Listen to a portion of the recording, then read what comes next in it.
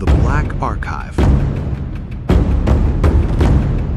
Unprecedented, a storm of steel so overwhelming that nothing could survive beneath it.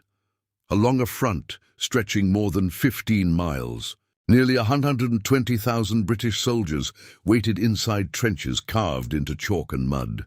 They stood shoulder to shoulder in narrow corridors that smelled of damp earth, sweat, and cordite.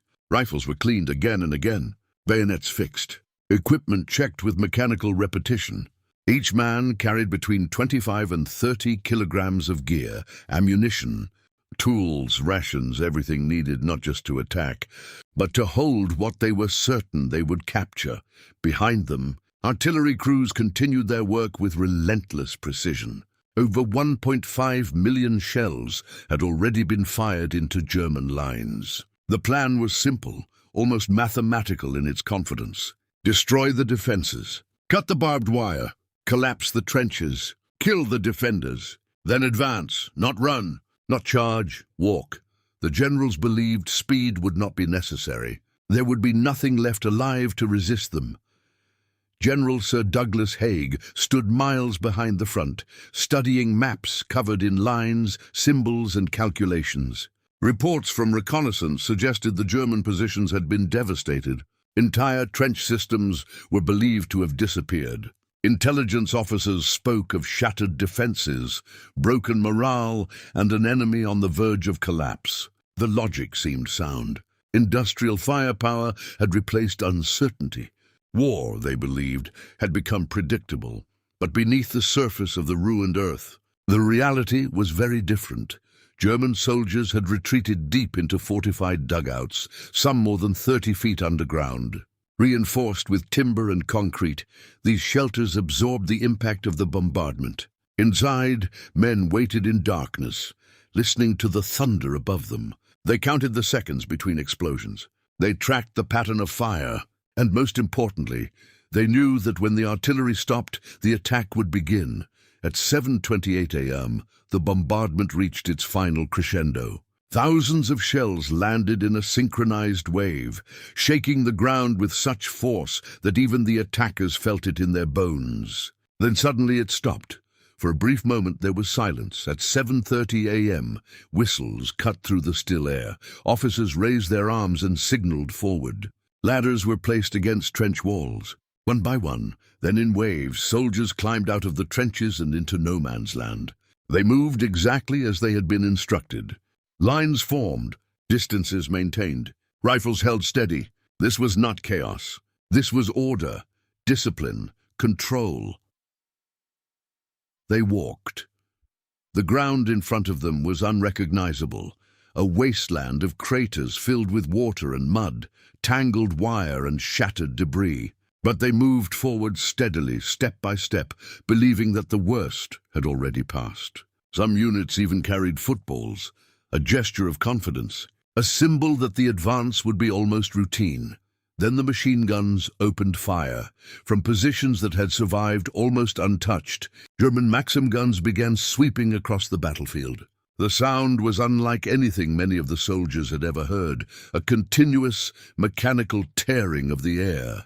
Each gun could fire hundreds of rounds per minute, creating invisible walls of death that stretched across the open ground.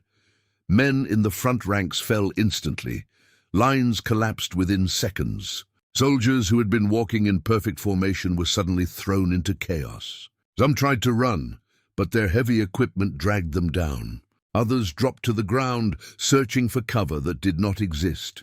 Bullets cut through bodies with terrifying efficiency. Entire sections of advancing troops disappeared almost as soon as they had left the trenches. A barbed wire, which the artillery had failed to destroy, remained in thick, tangled barriers. Men became trapped in it, struggling desperately as machine gun fire tore through them. Those behind could not move forward. Those in front could not retreat. The battlefield became a trap, where every movement increased the chance of death. Lieutenant officers attempted to restore order, shouting commands, waving arms, trying to reorganize their units. Most were killed within moments. Communication broke down almost instantly. Signals could not be seen through the smoke. Orders could not be heard over the gunfire. What had begun as a coordinated advance dissolved into isolated groups of men fighting for survival. Private diaries would later describe the experience in stark, fragmented language. One soldier wrote that it felt as though the air itself had turned solid, filled with bullets that could not be avoided. Another described watching entire waves of men vanish before they had taken more than a few steps. There was no enemy visible in the traditional sense, only flashes of gunfire and the relentless impact of rounds striking the ground and bodies alike. In some areas, small groups managed to push forward, reaching the German front lines. These moments were rare and often short-lived.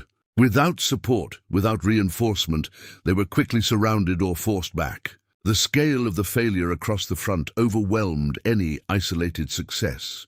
By mid-morning, the situation had become clear. The attack had not broken the German defenses. It had not even significantly weakened them. Instead, it had exposed thousands of men to concentrated fire with almost no protection. The assumptions that had guided the plan, that artillery would destroy the enemy, that wire would be cut, that resistance would be minimal, had all proven false, but the attacks did not stop. Wave after wave continued to move forward, following orders that no longer matched reality. Command structures too far removed from the front lacked accurate information. Reports of success in isolated sectors created a false impression that the offensive was progressing. Reinforcements were sent into the same conditions, repeating the same deadly advance. By the end of the first day, the British Army had suffered nearly 60,000 casualties. Over 19,000 men were dead. It was the single bloodiest day in British military history. Entire battalions had been wiped out. Communities back home would soon feel the impact as casualty lists reached unprecedented lengths. And still, the battle continued. What had been planned as a decisive breakthrough became a prolonged struggle of attrition. Over the following weeks and months, both sides poured men and resources into the Somme. New offensives were launched.